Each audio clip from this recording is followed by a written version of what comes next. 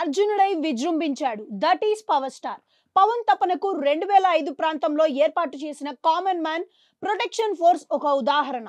పవన్ ఆ విధంగా తనలోని సామాజిక సేవకు అంకురార్పణ చేశారు. ఆ తర్వాత 2008లో ప్రజారాజ్యం ఏర్పాటులో కీలక పాత్ర పోషించారు. యువరాజ్యం అధినేతగా పవన్ కళ్యాణ్ దూకుడుగా రాజకీయం సాగించి ప్రజారాజ్యం ఉమ్మడి ఏపీలో జోరు చేయడానికి కారణమైంది. 18 ఎమ్మెల్యే సీట్లు, 70 లక్షల ఓట్లు ప్రజారాజ్యానికి వచ్చాయంటే అందులో పవన్ వాటా కూడా ఉంది.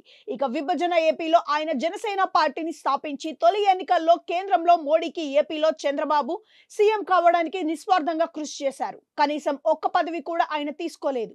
ఆయన కావాలనుకుంటే ఆనాడే రాజ్యసభ మెంబర్ అయి కేంద్రంలో మంత్రిగా ఉండేవారు. బీజేపీ నుంచి అలాంటి ఆఫర్ కూడా ఉంది. అలాగే బాబు మంత్రివర్గంలో కూడా చేరవచ్చు. కానీ ఆయన ఏపీ ప్రజలకు మంచి ప్రభుత్వం ఉండాలని, అలాగే దేశంలో మోడీ పాలన రావాలని కోరుకొని పదవి రాజకీయాలకు దూరంగా ఉండిపోయారు. అయితే 2019లో మాత్రం ఆయన తొలిసారిగా ఎన్నికల్లో పోటీ చేస్తే 2 చోట్ల జనాలు ఓడించారు. ఆయన పార్టీ నుంచి నెగ్గిన ఒకే ఒక్క ఎమ్మెల్యే కూడా నాటి వైసీపీలో చేరిపోయారు. ఈ ఘోరమైన ఓటమిని చూసిన తర్వాత ఎవరు కూడా రాజకీయాల్లో కొనసాగరు.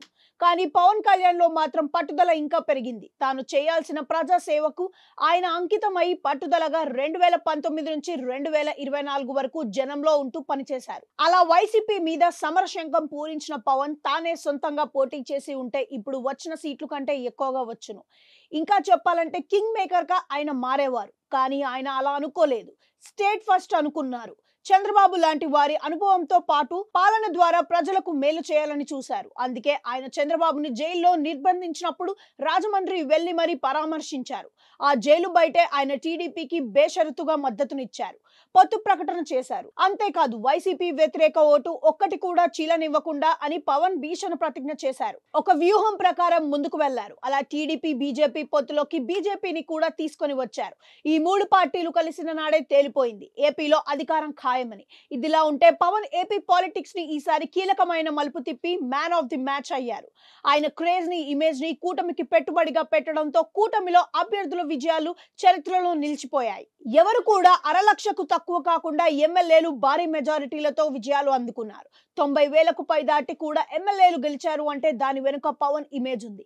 ఆయన తన సైన్యాన్ని అంతా కూటమి వైపుగా నడిపించి కని విని ఎరుగని విజయాన్ని కూటమిగా అందేలా చేశారు. అంతేకాదు ఎక్కడా లేని విధంగా పోటీ చేసిన 21 సీట్లకు 21 గెలుచుకోవడం, అలాగే 2 ఎంపీ సీట్లను గెలుచుకోవడం ఇదంతా పవన్ మార్క్ వ్యూహాలను, జనాల మీద ఆయనకు ఉన్న నమ్మకాన్ని కూడా తెలియజేస్తుంది.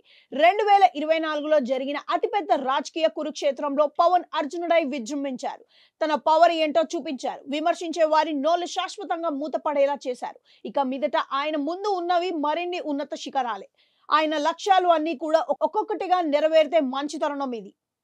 పవన్ కి రాజకీయం తెలియదు అన్నవారు అంతా ఫూల్స్ అయ్యారు. తన వ్యూహాలు ఎంతగా పదునెక్కాయో చూపించడమే కాదు, ప్రత్యర్థులు అసలైన ప్లేస్ ఏంటో కూడా చూపించి దట్ ఈస్ పవర్ స్టార్ అనిపించారు జనసేనాని.